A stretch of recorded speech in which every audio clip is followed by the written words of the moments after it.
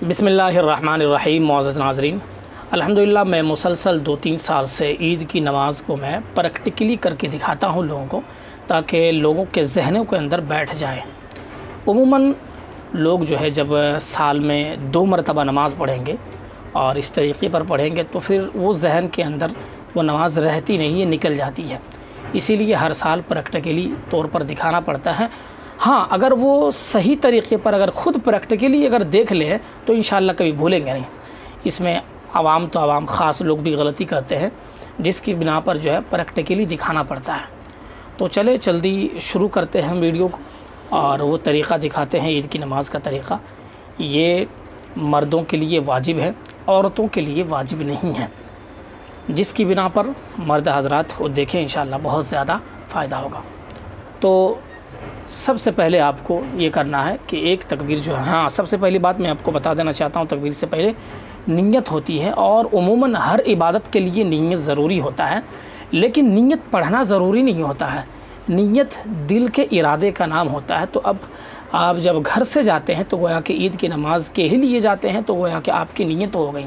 لہٰذا اگر آپ وہاں دوبارہ نیت کرتے ہیں تو کوئی بات نہیں، آپ نیت کر سکتے ہیں۔ لیکن اگر آپ یہ سمجھتے ہیں کہ نیت کو بولنا، زبان سے ادا کرنا ضروری ہے، تو پھر یہ صحیح طریقہ نہیں ہے۔ تو اسی لیے آپ نیت کر کے جائیں یا وہاں نیت کرے، دونوں ہی صحیح طریقہ ہے۔ تو سب سے پہلے آپ کو یہ کرنا ہے کہ آپ کو ہاتھ اٹھانا ہے اس طریقے پر، اللہ اکبر کہہ کر نیت باندھ لینا ہے۔ اس طریقے پر نیت باندھنا ہے، اور نیت باندھ کر پھر ثنا پڑھنا ہے آپ کو۔ ثنا سبحانک اللہم و بحمدک و تبارک اسمک و تعالی جدک و لا الہ غیرک۔ یہ عموماً ہم نماز میں پڑھتے ہیں اس کو، اور عید کی نماز کے سلسلے میں جو ہے ایک تکبیر آپ کی ہو گئی۔ اب 3 تکبیر آپ کو زائد کہنی ہے، تو وہ اس طریقے پر کہنی ہے۔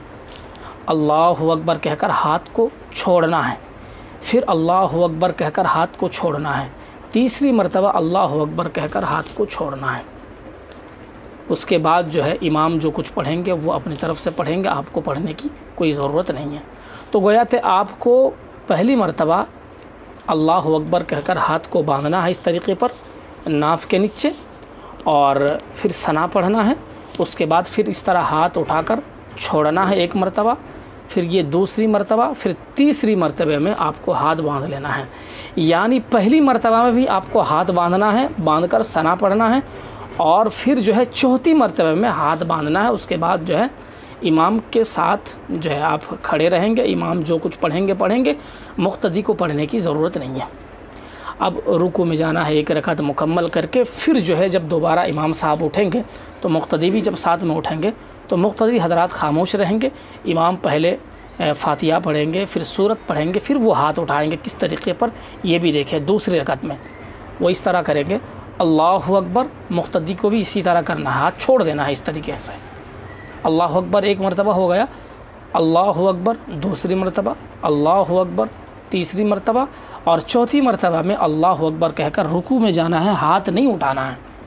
تو یہ جو ہے مکمل عید کی نماز کا طریقہ ہو گیا، اور 2 رکعت اسی طریقے پر آپ نماز پڑھیں، انشاءاللہ بہت زیادہ فائدہ ہوگا۔ اللہ تعالیٰ سے دعا کرے کہ ہم تماموں کو صحیح بات